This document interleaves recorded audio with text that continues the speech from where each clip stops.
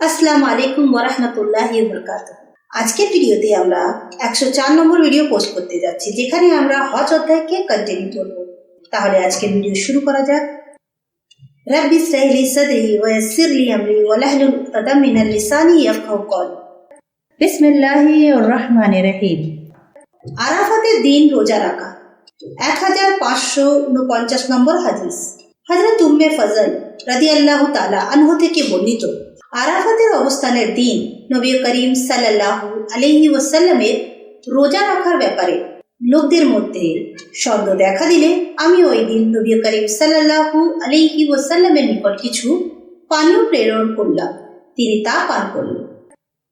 প্রত্যুষে মিনা হতে আরাফাতে গমনকালে তালবিয়া ও তাকবীর বলা। 1550 নম্বর হাদিস।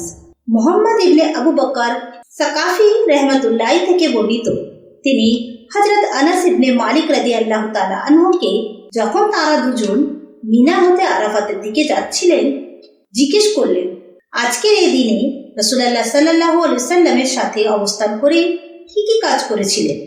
তিনি বললেন, আমাদের মধ্যে যারা তালবিয়া পাঠকারী তারা তালবিয়া পাঠ করেছিলেন, রাসূলুল্লাহ সাল্লাল্লাহু আলাইহি ওয়াসাল্লাম তা নিষেধ করেননি। আবার কেউ তাকবীর বলেছিলেন, তিনি তাও নিষেধ করেননি। 1551 নম্বর হাদিস। হযরত সালেম রাদিয়াল্লাহু তাআলা আনহু থেকে বর্ণিত, তিনি বলেন, আব্দুল মালিক ইবনে মারওয়ান হাজ্জাজ ইবনে ইউসুফ সাকাফি এর নিকট লিখলেন যে হজ্জের ব্যাপারে আব্দুল্লাহ ইবনে উমরের বিরোধিতা না করে বরং তাকে অনুসরণ করবে। আরাফাতের দিনে সূর্য ঢলে পড়ার পর ইবনে উমর রাদিয়াল্লাহু তাআলা আনহু হাজ্জাজের তাঁবুর নিকট পৌঁছে সজোরে ডাকলেন। আমি তখন তার সাথে ছিলাম। হাজ্জাজ কুসুম রঙের চাদর পরিহিত অবস্থায় বের হয়ে এসে ইবনে উমরকে বললেন, হে আবু আব্দুর রহমান, কি ব্যাপার? ইবনে উমর রাদিয়াল্লাহু তাআলা আনহু বললেন, আপনি সুন্নতে অনুসরণ করতে চাইলে এখনই যেতে হবে। হাজ্জাজ বললেন, এখনই কি? এই দ্বিপ্রহরে যেতে হবে? ইবনে উমর রাদিয়াল্লাহু তাআলা আনহু বললেন, হ্যাঁ, এখনই যেতে হবে। তিনি হাজ্জাজ বললেন, একটু সময় দিন, গোসল করে বের হই। তখন ইবনে উমর রাদিয়াল্লাহু তাআলা আনহু তার বাহন হতে নেমে হাজ্জাজের বের হয়ে আসা পর্যন্ত অপেক্ষা করলেন। হাজ্জাজ আমার এবং আমার পিতার মধ্যে থেকে চলতে লাগলেন। সালেম বলেন, আমি তাকে বললাম, যদি আপনি সুন্নতের প্যারবি করতে চান তবে খুতবা সংক্ষিপ্ত করবেন এবং আরাফাতে অবস্থান জলদি করবেন। শুনে হাজ্জাজ আব্দুল্লাহ রাদিয়াল্লাহু তাআলা আনহুর প্রতি বারবার জিজ্ঞাসু নেত্রে তাকাতে থাকলে তিনি ইবনে উমর রাদিয়াল্লাহু তাআলা আনহু বললেন, সে যথার্থই বলেছে। আরাফাতের প্রান্তরে সাওয়ারি পশুর উপর অবস্থান করা। 1592 নম্বর হাদিস। হযরত উম্মে ফজল বিনতে হারিস রাদিয়াল্লাহু তাআলা আনহু থেকে বর্ণিত, আরাফাতে অবস্থানের দিন কিছু সংখ্যক লোক তার সামনে ওই দিন নবী করিম সাল্লাল্লাহু আলাইহি সাল্লামের রোজা রাখা সম্পর্কে পরস্পর মতনৈক্য করল। কেউ বলল, তিনি আজ রোজা রাখেননি। আমি তার নিকট এক পেয়ালা দুধ প্রেরণ করলে তিনি তা পান করলেন। ওই সময় তিনি একটি উটের পিঠে সওয়ার ছিলেন। 1553 নম্বর হাদিস। হযরত সালেম ইবনে আব্দুল্লাহ হতে বর্ণিত, আব্দুল মালিক ইবনে মারওয়ান হাজ্জাজকে লিখে পাঠালেন যে হজ্জের ব্যাপারে যেন আব্দুল্লাহ ইবনে উমরকে অনুসরণ করা হয়। আরাফাতের দিন সূর্য ঢলে পড়ার পর ইবনে উমর রাদিয়াল্লাহু তাআলা আনহু তার তাঁবুর নিকট আসলেন। তখন আমিও তার সঙ্গে ছিলাম। তিনি উচ্চ স্বরে তাকে অর্থাৎ হাজ্জাজকে ডেকে বললেন, তিনি কোথায়? তিনি তখন বের হয়ে এলে ইবনে উমর রাদিয়াল্লাহু তাআলা আনহু বললেন, যেতে হবে। তিনি অর্থাৎ হাজ্জাজ বললেন, এখনই কি? ইবনে উমর রাদিয়াল্লাহু তাআলা আনহু বললেন, হ্যাঁ, এখনই। হাজ্জাজ বললেন, আমাকে মাথায় পানি ঢেলে নেওয়ার অর্থাৎ গোসলের সময় দিন। তখন ইবনে উমর রাদিয়াল্লাহু তাআলা আনহু তার সাওয়ারি হতে নেমে হাজ্জাজের বের হয়ে আসা পর্যন্ত অপেক্ষা করলেন। তিনি এসে আমার ও আমার পিতার মধ্যে থেকে বলতে লাগলেন, যে সময় আমি তাকে বললাম, আজকের এই দিনে অর্থাৎ আরাফাতের দিন আপনি সুন্নত অনুযায়ী কাজ করতে চাইলে খুতবা সংক্ষিপ্ত করবে এবং অবস্থান জলদি করবে। এই সব কথা শুনে ইবনে উমর রাদিয়াল্লাহু তাআলা আনহু বললেন, সে অর্থাৎ সালিম যথার্থই বলেছে। আরাফাতের প্রান্তরে অবস্থান স্থলে জলদি গমন করা। 1554 নম্বর হাদিস। হযরত জুবায়ের ইবনে মুতাইম রাহমাতুল্লাহ থেকে বর্ণিত, তিনি বলেন, আমি আমার একটি উট হারিয়ে ফেললাম এবং আরাফাতের প্রান্তরে অবস্থানের দিন তা তালাশ করতে করতে আরাফাতের ময়দানে হাজির হয়ে নবী করিম সাল্লাল্লাহু আলাইহি সাল্লামকে সেখানে অবস্থানরত দেখতে পেলাম। তখন আমি বলে উঠলাম, আল্লাহর কসম, ইনি তো কুরাইশদের লোক, এখানে তার কি প্রয়োজন? 1555 নম্বর হাদিস। হযরত হিসাম ইবনে ওয়ারওয়াহা রাহমাতুল্লাহ থেকে বর্ণিত। ওয়ারওয়াহা বলেছেন, হুমস বা কুরাইশরা এবং তাদের দ্বারা জন্মগ্রহণকারী সন্তানীরা ছাড়া সকলেই বর্বরতার যুগের নগ্ন অবস্থায় অর্থাৎ খানায় কাবার তওয়াফ করত। আর হুমস বা কুরাইশরা পুণ্যের কাজ মনে করে তাদের পুরুষরা পুরুষদেরকে বস্ত্র দিত এবং নারীরা নারীদেরকে বস্ত্র দিত।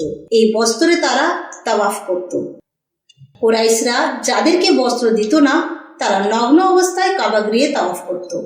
সমস্ত লোকই আরাফাত হতে প্রত্যাবর্তন করত, কিন্তু কুরাইশরা মুজদালিফা হতে প্রত্যাবর্তন করত। রাবি হিসাম বলেন, আমার পিতা হযরত আয়েশা রাদিয়াল্লাহু তাআলা আনহা এর নিকট হতে আমার নিকট বর্ণনা করেছেন, এরপর অন্য সব লোক যেখান হতে প্রত্যাবর্তন করে তোমরাও সেখান হতে প্রত্যাবর্তন করো। এই আয়াতটি কুরাইশদের সম্পর্কেই অবতীর্ণ হয়। রাবি বলেন, কুরাইশরা মুজদালিফা হতে প্রত্যাবর্তন করত, তাই তাদেরকে আরাফাতে যাওয়ার নির্দেশ দেওয়া হলো। 1556 নম্বর হাদিস। হযরত হিসাম ইবনে ওয়ারওয়াহা রাহমাতুল্লাহ তার পিতা ওয়ারওয়াহা হতে বর্ণনা করেছেন। তিনি বলেছেন, একদা আমি উসামার নিকট বসা ছিলাম। এমন সময় বিদায় হজ্জে আরাফাত হতে মুজদালিফায় প্রত্যাবর্তনের পথে রাসূলুল্লাহ সাল্লাল্লাহু আলাইহি ওয়াসাল্লামের চলার গতি কেমন ছিল তৎসম্পর্কে উসামাকে প্রশ্ন করা হলে তিনি বললেন, তিনি দ্রুত গতিতে চলতেন, আর যখন তিনি কোনো বিস্তীর্ণ ময়দানে বা উন্মুক্ত স্থানে পৌঁছতেন তখন অধিকতর দ্রুত গতিতে চলতেন। 1557 নম্বর হাদিস। উসামা ইবনে যায়েদ রাদিয়াল্লাহু তাআলা আনহু হতে বর্ণিত, নবী করিম সাল্লাল্লাহু আলাইহি ওয়াসাল্লাম যখন আরাফাত হতে মুজদালিফার দিকে যাচ্ছিলেন তখন তিনি একটি পর্বত গুহার দিকে অগ্রসর হলেন এবং প্রাকৃতিক প্রয়োজন পূর্ণ করলেন। তারপর ওযু করলেন। আমি জিজ্ঞেস করলাম, হে আল্লাহর রাসূল, আপনি কি নামাজ পড়বেন? তিনি বললেন, নামাজ তো তোমার সামনে। 1558 নম্বর হাদিস। নাফে রাহমাতুল্লাহ হতে বর্ণিত, আব্দুল্লাহ ইবনে উমর রাদিয়াল্লাহু তাআলা আনহু মুজদালিফায় ইশা ও মাগরিবের নামাজ একই সাথে আদায় করতেন। যে গিরিপথে রাসূলুল্লাহ সাল্লাল্লাহু আলাইহি ওয়াসাল্লাম গিয়েছিলেন সেখানে তিনিও যেতেন। সেখানে ঢুকে তিনি প্রসাব পায়খানার প্রয়োজন সেরে ওযু করতেন, কিন্তু সেখানে নামাজ না পড়ে মুজদালিফায় পৌঁছে নামাজ পড়তেন। 1559 নম্বর হাদিস। হযরত উসামা ইবনে যায়েদ রাদিয়াল্লাহু তাআলা আনহু থেকে বর্ণিত, তিনি বলেন, আমি আরাফাতের প্রান্তর হতে রাসূলুল্লাহ সাল্লাল্লাহু আলাইহি ওয়াসাল্লামের বাহনের পিছনে আরোহণ করলাম। রাসূলুল্লাহ সাল্লাল্লাহু আলাইহি ওয়াসাল্লাম মুজদালিফায় যাওয়ার পূর্বে বাম প্রশস্ত পর্বত গুহায় পৌঁছলে তার বাহন উট বসিয়ে দিলেন। এরপর তিনি প্রসাব করে এলে আমি তাকে পানি ঢেলে দিলাম এবং তিনি হালকা ওযু করলেন। আমি জিজ্ঞেস করলাম, হে আল্লাহর রাসূল, আপনি কি নামাজ পড়বেন? তিনি বললেন, নামাজ তোমার সম্মুখে গিয়ে। তারপর রাসূলুল্লাহ সাল্লাল্লাহু আলাইহি ওয়াসাল্লাম বাহনে আরোহণ করে মুজদালিফায় এলেন এবং সেখানে নামাজ পড়লেন। এরপর কুরবানির দিন ভোরে ফজল ইবনে আব্বাস রাদিয়াল্লাহু তাআলা আনহু রাসূলুল্লাহ সাল্লাল্লাহু আলাইহি ওয়াসাল্লামের বাহনের পেছনে আরোহণ করে যাত্রা করলেন। কুরাইব অর্থাৎ ইবনে আব্বাসের আজাদকৃত গোলাম বলেন, আব্দুল্লাহ ইবনে আব্বাস ফজল অর্থাৎ ইবনে আব্বাস হতে আমার নিকট বর্ণনা করেছেন, রাসূলুল্লাহ সাল্লাল্লাহু আলাইহি ওয়াসাল্লাম জামিয়ায় না পৌঁছা পর্যন্ত তালবিয়া পড়তে থাকলেন। 1560 নম্বর হাদিস। হযরত ইবনে আব্বাস রাদিয়াল্লাহু তাআলা আনহু থেকে বর্ণিত, আরাফাতের দিন তিনি নবী করিম সাল্লাল্লাহু আলাইহি সাল্লামের সাথে প্রত্যাবর্তন করেছিলেন। নবী করিম সাল্লাল্লাহু আলাইহি সাল্লাম পিছনের দিকে শোরগোল এবং উট পিটাবার শব্দ শুনতে পেলেন। তাই তিনি চাবুকের দ্বারা তাদের প্রতি ইশারা করে বললেন, হে লোক সকল, তোমরা শান্তভাবে চলো, দ্রুত হাঁকি চালাই, কোনো সার্থকতা নেই। 1561 নম্বর হাদিস। হযরত উসামা ইবনে যায়েদ রাদিয়াল্লাহু তাআলা আনহু থেকে বর্ণিত, তিনি বলেন, রাসূলুল্লাহ সাল্লাল্লাহু আলাইহি ওয়াসাল্লাম আরাফাত হতে ফেরার পথে গিরিপথে নেমে প্রসাব করলেন। এবং তারপর হালকা ওযু করলেন, পূর্ণাঙ্গ ওযু করলেন না। আমি তাকে অর্থাৎ উসামাকে জিজ্ঞেস করলাম, নামাজ? তিনি বললেন, নামাজ সামনে গিয়ে। অতঃপর তিনি মুজদালিফায় উপনীত হয়ে ওযু করলেন এবং পূর্ণাঙ্গ ওযু করলেন। তারপর নামাজের একামত হলে তিনি মাগরিবের নামাজ পড়লেন। অতঃপর সকলে স্ব স্থানে নিজেদের উট বসিয়ে দিল এবং ঈশার নামাজের একামত হলে রাসূলুল্লাহ সাল্লাল্লাহু আলাইহি ওয়াসাল্লাম নামাজ আদায় করলেন, কিন্তু ঈশা ও মাগরিবের মধ্যে আর কোনো নামাজ আদায় করলেন না। নফল নামাজ আদায় ছাড়াই মাগরিব ও ঈশা দু ওয়াক্তের নামাজ একত্রে পড়া। 1562 নম্বর হাদিস। নবী করিম সাল্লাল্লাহু আলাইহি ওয়াসাল্লাম মুজদালিফায় মাগরিব ও ঈশার নামাজ একসাথে পড়লেন। প্রত্যেক নামাজের জন্য আলাদা আলাদা একামত বলা হলো। তিনি দু নামাজের মধ্যে বা পরে কোনো নফল নামাজ পড়লেন না। 1563 নম্বর হাদিস। হযরত আবু আইয়ুব আনসারী রাদিয়াল্লাহু তাআলা আনহু থেকে বর্ণিত, রাসূলুল্লাহ সাল্লাল্লাহু আলাইহি ওয়াসাল্লাম বিদায় হজ্জের সময় মুজদালিফায় মাগরিব ও ঈশার নামাজ একত্রে পড়েছিলেন। 1564 নম্বর হাদিস। আব্দুর রহমান ইবনে ইয়াজিদ রাহমাতুল্লাহি থেকে বর্ণিত, তিনি বলেন, এক বছর আব্দুল্লাহ হজ আদায় করলেন। ওই বছর আমরা আরাফাত হতে ঈশার নামাজের আজানের সময় বা তার পরে নিকটবর্তী সময়ে মুজদালিফায় গেলাম। তিনি এক ব্যক্তিকে নির্দেশ দিলে সে আজান দিল ও একামত করল। তখন তিনি মাগরিবের নামাজ আদায় করলেন এবং এরপর আরো 2 রাকাত নামাজ পড়লেন। তারপর তিনি রাতের খানা চেয়ে খেলেন। আমার মনে হয় তারপর তিনি এক ব্যক্তিকে আজান ও একামতের জন্য নির্দেশ দিলেন। জুহাইর ব্যতীত আর কেউ এ ব্যাপারে সন্দেহ করেছেন বলে আমি জানি না। এরপর তিনি 2 রাকাত ঈশার নামাজ পড়লেন। ফজরের সময় হলে তিনি বললেন, নবী করিম সাল্লাল্লাহু আলাইহি ওয়াসাল্লাম এই দিনে এই সময় এখানে এ নামাজ ছাড়া কোনো নামাজ পড়তেন না। আব্দুল্লাহ ইবনে মাসউদ বলেন, ওই 2 ওয়াক্ত নামাজ মাগরিব ও ঈশা প্রকৃত ওয়াক্ত হতে সরিয়ে আদায় করা হয়েছে। তাই লোকেরা মুজদালিফায় পৌঁছবার পর মাগরিবের নামাজ আদায় করে আর ফজরের ওয়াক্ত শুরু হবার সাথে সাথে ফজরের নামাজ পড়ে। আব্দুল্লাহ ইবনে মাসউদ রাদিয়াল্লাহু তাআলা আনহু বলেছেন, আমি নবী করিম সাল্লাল্লাহু আলাইহি ওয়াসাল্লামকে এরূপই করতে দেখেছি। পরিবারের দুর্বল লোকদের জন্য রাসূলুল্লাহ সাল্লাল্লাহু আলাইহি ওয়াসাল্লাম বিধান শিথিল করেছেন।